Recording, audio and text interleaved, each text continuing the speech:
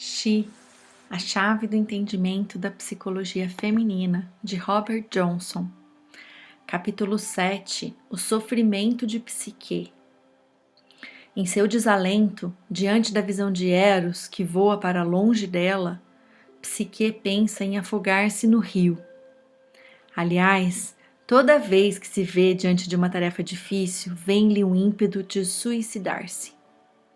Será que essa tendência não aponta para uma espécie de autossacrifício, sacrificar um estágio de consciência em favor de um novo que se avizinha? Quase sempre o desejo de suicidar-se mostra o início de um novo nível de consciência. Se se mata a coisa certa, a velha forma de adaptação, sem ferimentos pessoais, uma nova era plena de energia surgirá. Quando é atingida por uma experiência arquetípica, a mulher desestrutura-se e é aí recobrada rapidamente sua ligação arquetípica e restaura o seu ser interior. Isso também faz com que ela reúna todos os elementos que a poderão ajudar e que estão nas profundezas do seu self. Essa forma de agir é peculiar à mulher, pois o homem tem a sua própria diferente da dela.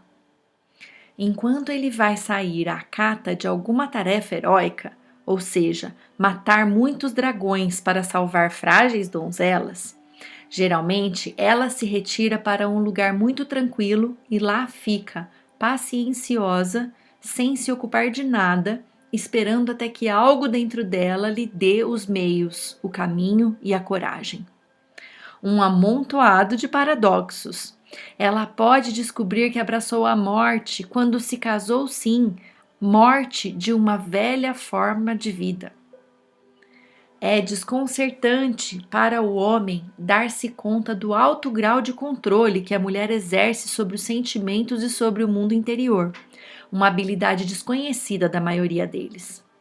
Ela pode entrar quando queira no lugar mais profundo do seu ser, onde a cura é conseguida e o equilíbrio restaurado. Grande parte dos homens não tem tal controle sobre seus sentimentos, nem sobre sua vida interior.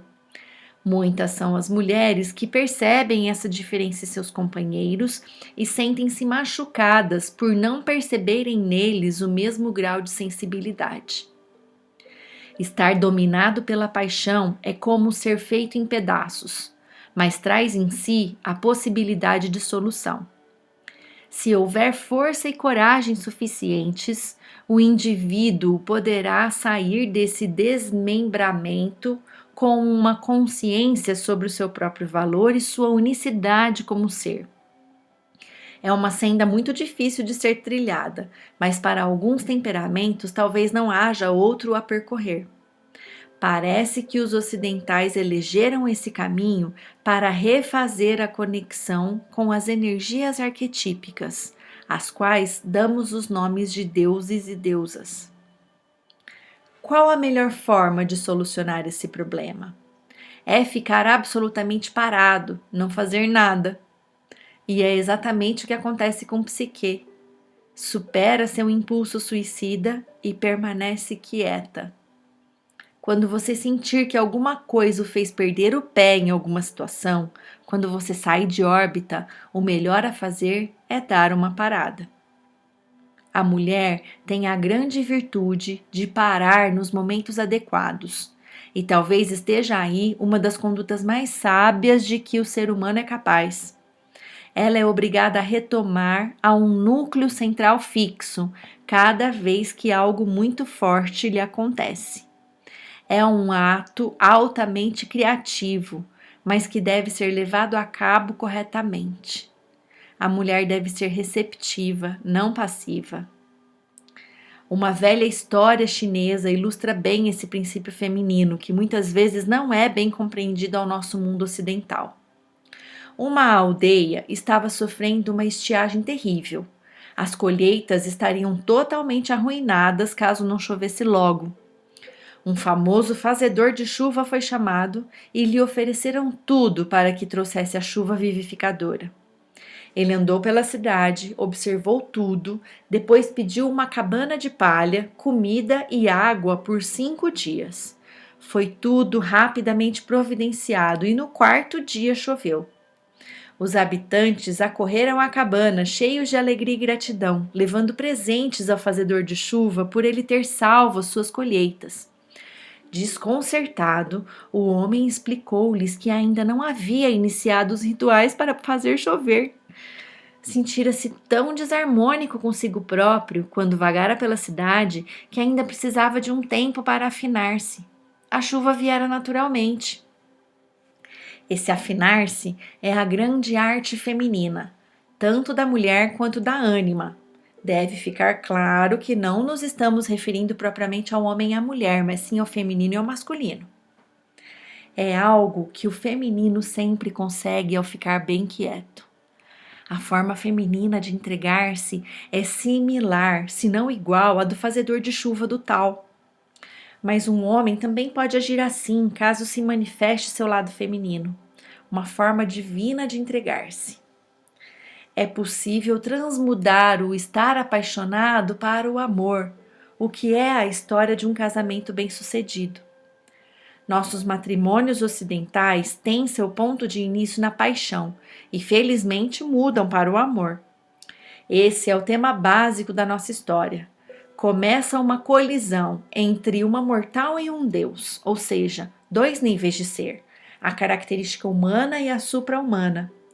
Ambas têm de aprender, mas isso só é conseguido dolorosamente, pois uma não pode viver sem a outra. A característica supra-humana não pode ser vivida ao nível humano. Lembro-me de uma charge de James Thurber. Um casal de meia-idade está brigando e o marido dispara. Bom, mas quem foi que acabou com a magia do nosso casamento?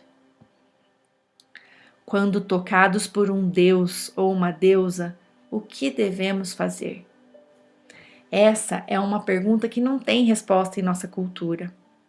Muitos, na verdade, têm de suportar a deteriorização da visão divina do ser amado, acabam por acomodar-se na monotonia da meia-idade e resolvem que, afinal de contas, aquela virtude divina era uma tremenda bobagem. A alternativa feminina para transpor a autoderrota e a depressão que acompanha um infeliz final do estar apaixonado vai nos ocupar pelo resto da nossa história. Psique sozinha. Ser atingido por emoções divinas é tornar-se aberto para captar a consciência divina, mas divina no sentido grego do Olimpo. Os gregos referiam-se aos arquétipos como se fossem deuses, numa terminologia mais adequada e mais poética do que a que usamos hoje em dia. Referir-se aos grandes arquétipos que agem dentro de nós, quando nos apaixonamos, como sendo deuses e deusas, é uma forma inteligente e bela. Uma vez que nos tocam, jamais poderemos retomar a condição comum, despreocupada e inconsciente de antes. Atualmente, uma das únicas formas de ser visitado pelos deuses é quando um ocidental se apaixona, e então um caminho de evolução que tem em si a consciência como meta poderá ser percorrido. Depois de um trágico caso de amor, a tarefa da mulher é traduzir a dor e o sofrimento nos degraus do seu desenvolvimento pessoal. A mulher tem dentro de si aquela virtude feminina de retornar à quietude sacrificatória, que pode ser observada na tradição cristã quando se diz: aqui nos entregamos e nos apresentamos ao Senhor num sacrifício vivo. Psique sacrifica-se, vai ao rio para entregar-se, talvez pelos motivos errados, mas com os instintos certos. Pan, o deus dos pés fendidos, está sentado à beira do rio com a ninfa Eco no colo. Percebe que Psique está a ponto de atirar-se nas águas e a dissuade. Mas por que exatamente Pan? Ele é o deus que se coloca ao lado do self, aquele jeito selvagem, aquela quase loucura considerada sagrada pelos povos antigos, de que tanto nos arrependemos quando se apodera de nós. Daí o nome pânico. E é essa a virtude específica que salva a psique. Se pudermos encontrar o Deus Pan no lugar certo e conseguirmos ser guiados para fora de nós mesmos, na direção de algo maior, aquela energia será usada em nosso benefício. Se levados para algo inferior, como suicídio, será o caminho errado. O ataque de choro da mulher é uma reação que advém da experiência Pan. Embora possa ser humilhante, essa palavra significa estar perto do humus ou da terra. Derreter-se em lágrimas poderá levar você a algo maior que você mesma. É a força evolutiva de Afrodite que leva você a esse ponto e mostra-lhe o próximo degrau. Pan também sempre tem algo a dizer à psique em momentos como esse. Portanto, aconselha-a a rogar ao Deus do amor, pois ele é quem compreende os que estão abrasados por suas flechas. Que ironia sutil, ou seja, você, que foi ferida por esse Deus, terá de pedir exatamente a ele que cure de suas flechas. Sendo o Deus do amor, Eros é o Deus do relacionamento. É da natureza do princípio feminino, seja homem ou mulher, ser fiel a Eros, aos relacionamentos. Seguir sempre o caminho que manterá o relacionamento com a ânima ou com o ânimos, pois é com ele que você terá de se haver intimamente. No caso da mulher, ela terá de aceitar Eros como seu princípio guia. Contudo, para encontrar o Deus do amor, Psique necessita confrontar-se com Afrodite, pois ele está sob seus poderes nesse momento. A moça rebela-se e, em vez de ir a Afrodite, dirige-se a alguns outros templos dedicados a várias outras deusas. É sistematicamente rejeitada, pois nenhum deus ou deusa ousa correr o risco de ofender Afrodite. Seu ódio seria um perigo. Existe um paralelo muito esclarecedor nesse ponto entre Psique e Parsifal. Ela vai em peregrinação, de altar em altar, até que chega àquela que realmente deveria recorrer. Ele, de sua parte, está passando por sua experiência, rei pescador, lutando heroicamente nas batalhas, derrotando dragões e salvando donzelas. O trabalho de ambos é igualmente nobre, só que diferente. Seja você homem ou mulher, esses processos dinâmicos dos princípios masculinos e femininos são importantes para serem lembrados. Ambos têm característica feminina e masculina, e é necessário escolher a ferramenta adequada para a tarefa específica que se lhe apresenta.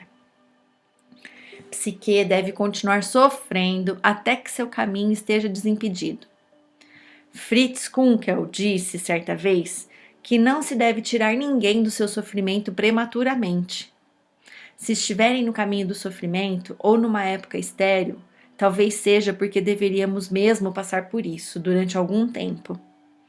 Ao entendermos a estrutura global do sofrimento, um trecho estéril do caminho não parecerá assim tão assustador. Finalmente, Psique vai ao altar de Afrodite, pois quase sempre aquilo que provocou um ferimento é também um instrumento de cura. Afrodite não resiste e passa-lhe um duro sermão, reduzindo-a a zero.